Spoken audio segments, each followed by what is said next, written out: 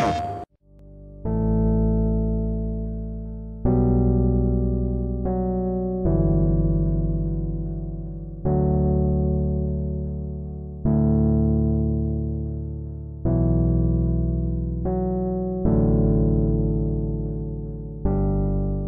am super duper excited that we're at Comic-Con because to me it's just like popular culture.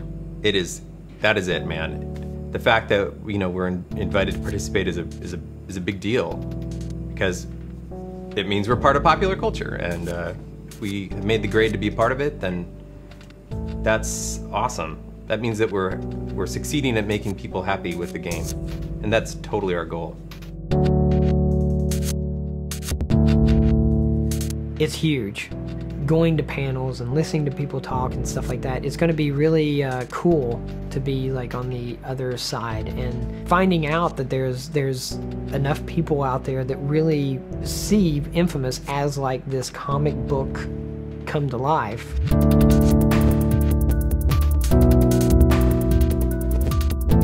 I think when we were doing the original Infamous, we knew we were doing superhero, but I don't think we wanted to do it in kind of super traditional superhero way. Like, the first thing we'd have to tell people is, no, he doesn't wear tights or anything like that. It's like, what if it's a regular person who would get superpowers? It fit more into some of the kind of postmodern stuff, the feel of a modern city in crisis, kind of the dystopian books that had been out in the last 10 years, some really, really great stuff.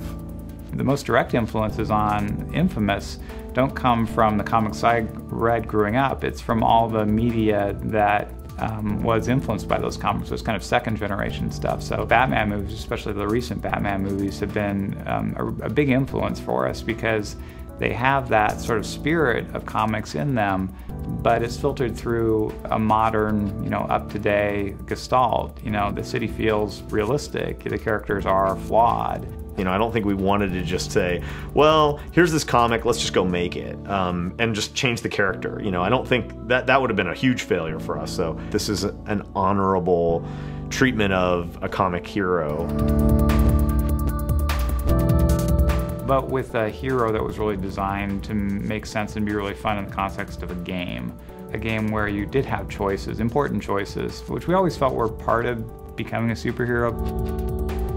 Infamous was the first game we'd really made where we were making a game for ourselves in some sense. We have so many comic fans here. It was fun to make a game where you were really trying to do a game that people like you would enjoy.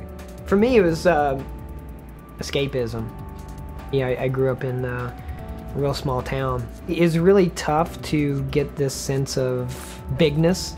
Before I got into comics, I was into, Bionic Man and Evel Knievel. There's something out there that you could turn it on and you kind of like have that level of escape. And like with comic books, it was definitely that.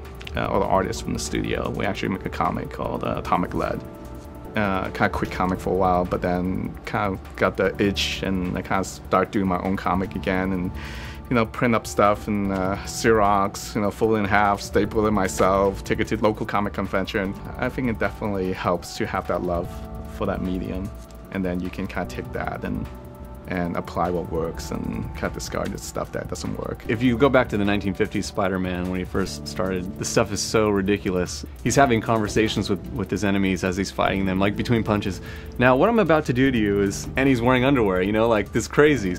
The powers are kind of the element that's still similar to comic books, but then we're trying to marry that with a realistic environment and an art style that makes it more believable to people who aren't necessarily huge comic book fans. But if you go too real, then some of the stuff that we're trying to do, a guy having electricity powers and crazy supervillains, then that doesn't work anymore. So you want to be in that space where that's believable. Real characters that have real problems. Peter Parker has to make rent. Bruce Banner has to actually deal with being a fugitive. And Tony Stark, he's an alcoholic, and that's the type of character that, Cole is. We feel that people just related to him on a level that even we didn't expect. I think that the kind of the history of video games made out of existing heroes was one of the reasons we decided to go with an original IP. They've had a mixed bag. It has a whole bunch of expectations and limitations that have been built into its universe. You know, you take Superman as an example. The guy has unlimited power. And if you're going to build it out of that character, it's like, well, kryptonite harms him, but otherwise, what is he not going to do, you know? It's very difficult to make a video game where that's really fun. Video games suck at that. They only succeed if they bind you into space, play space. In Infamous 2, you just basically have the expectations of staying true to the characters that, you know, you originally created. So you get to capture a lot of that rawness that you don't get when you're trying to stay true to an existing established character, you know. But here we get to just, you know, create what we want, which is awesome. But to really improve and get to the kind of the next level, be willing to throw away your old stuff and start over. There was a lot of splatter work done in the first one. I mean, literally every page was just a big wet splatter everywhere, and I felt that worked really well in an urban city. In Mirai, it just didn't seem like it would make as much sense, you know? I kind of wanted to capture a little bit more of what this New Orleans-ish kind of city would look like, so just kind of removing a lot of the wet splatters and going more for a watercolor look as opposed to more traditional comic book coloring. I've seen some graphic, cutscenes where, somebody hit them and it's like kapow, and you see the word kapow. The direct reference with the border or the panels and the word balloons and stuff.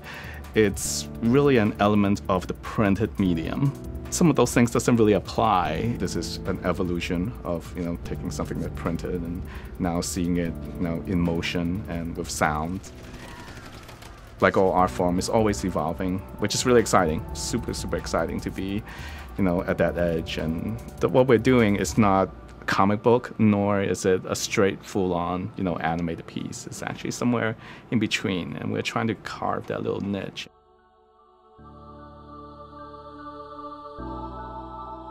There's an experience that everybody wants to have, which is to be a superhero.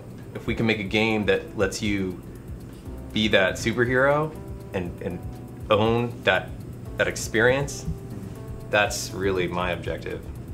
And I think we are probably still the underdog, of the whole thing. Marvel and DC and Batman, Spider-Man, all those guys have years and years of history of kind of ingrained into the modern culture. So we're just trying to, put our notch on it.